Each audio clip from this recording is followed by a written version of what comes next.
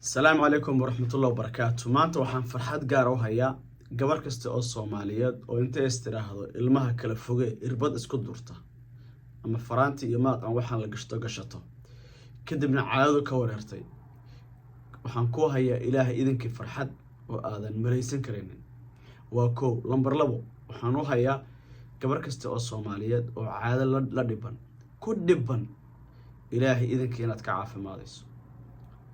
midda koobaad qisada idin hormarnaya aaba kamid ah abayaasha Soomaaliyeed baa wuxuu ii keenay xaaskiisu jecel yahay. wuxuu ugu dhaw waxaan isticmaalay shaygaas yani waxaan ilmaha lagu kala fogeeyo kadibna gabadhii waxay gashay caado khalkhal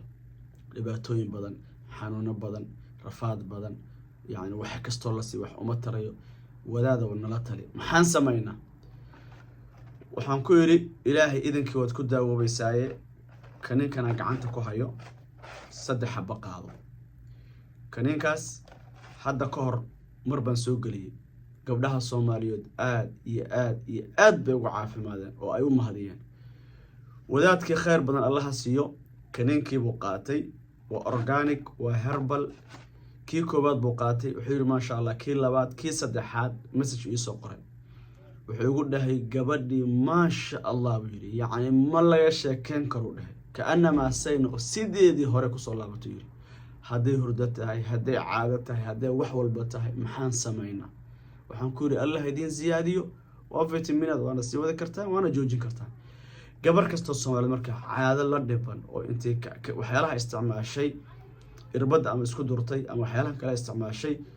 caado ka khalkhashay ama dhibaato ay ka haysato dhankaas Ilaahay idinkii kaninkaasan ku haya biidnillaahi tacaala waa organic waana herbal وانا USA. midda koobaad sidoo kale waxa ay yimid family Soomaaliyeed iyaguna waxay aad uga cabanayeen caado marka laga yimaado xagga vitaminaadka yani kana ka khalkhashan caado waa sidan marba hormoon baa inta ka xasan kama sidana family kana 3 xabay qaateen 3 markay dhameysteen ba dhakhtar ku laabteen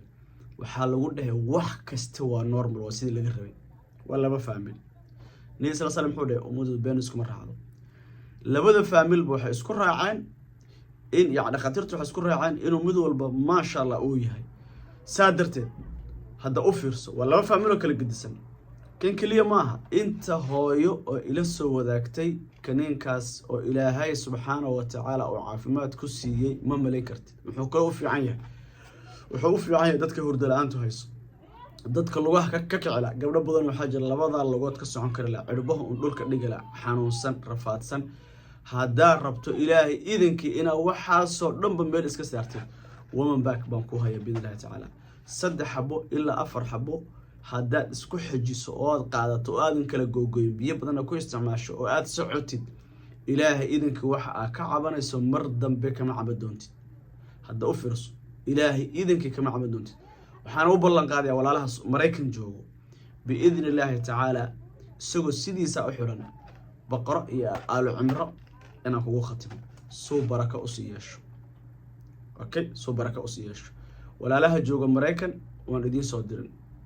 qof kasta gobolku joogo waan u soo dirin insha Allah tacaala bismillaahi dheh